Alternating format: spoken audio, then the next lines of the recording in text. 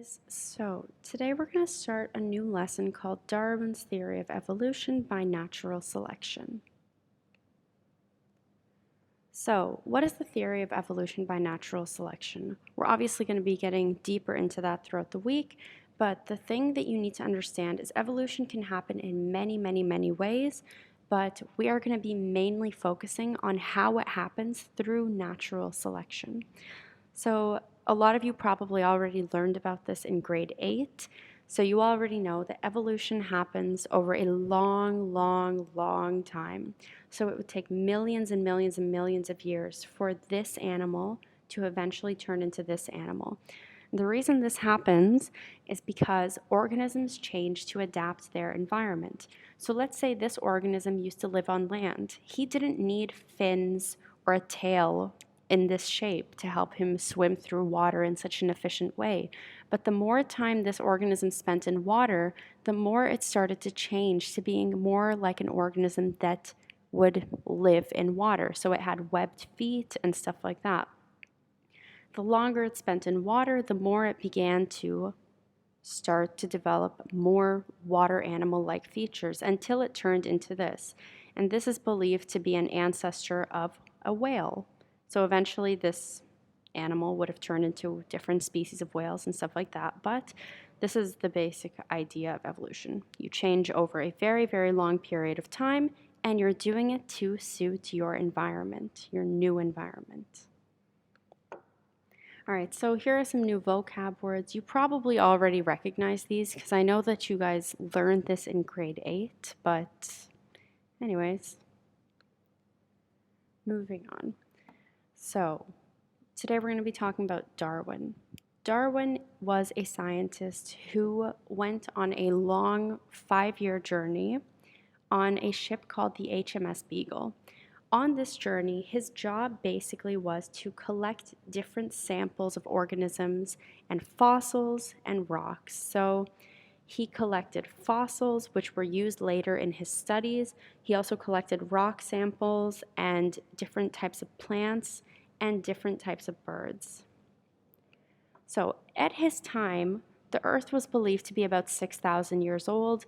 He started to realize that that obviously was not true, and people also used to believe that animals didn't change over time, that the animals we have now have been here since the beginning of time. Darwin's 5-year journey, they made a stop at the Galapagos Islands.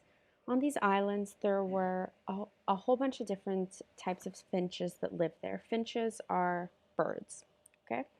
So the islands have a variety of different environments, a variety of different food sources and shelters and different things like that. And Darwin started to realize that there were a lot of these finches, the birds, that kind of looked the same, but they had very distinctive features. So some of them would have large beaks, some of them would have small beaks, and they would behave in slightly different ways.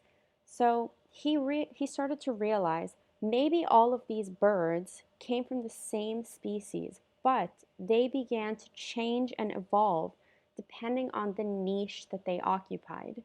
Okay?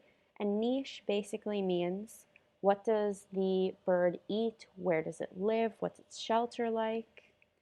So if you go through the VRs that I give you in the Nearpod, you'll see 3 different areas in the Galapagos Islands.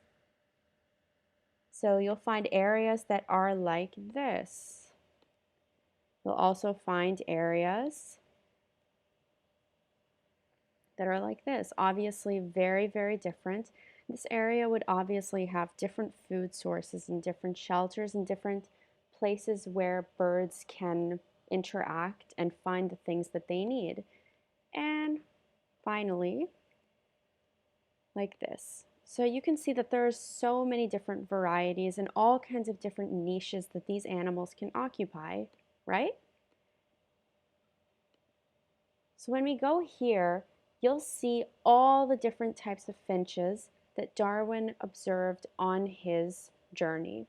So you can see that there are finches. They all kind of look the same. They share similar characteristics, but their beak shapes are slightly different. So the seed eaters tend to have large, strong beaks made for crushing seeds. The cactus eaters are made for eating cactuses, and these guys right here are made for eating fruits, and these ones are made for eating different types of worms and things like that.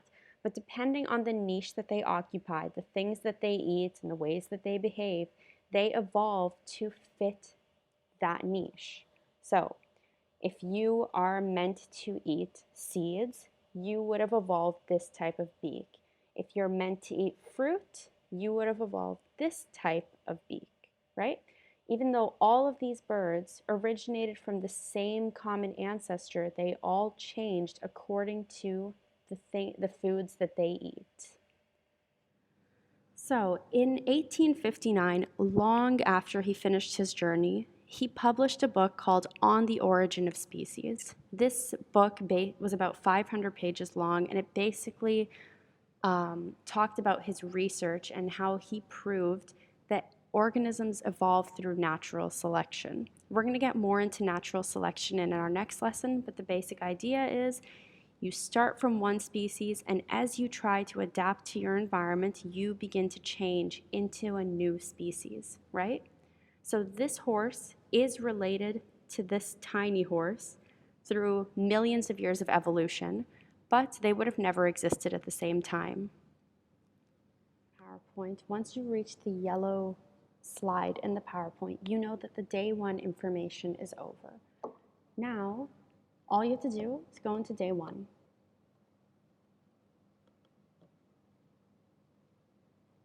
You do the worksheet and the quiz, and you're done.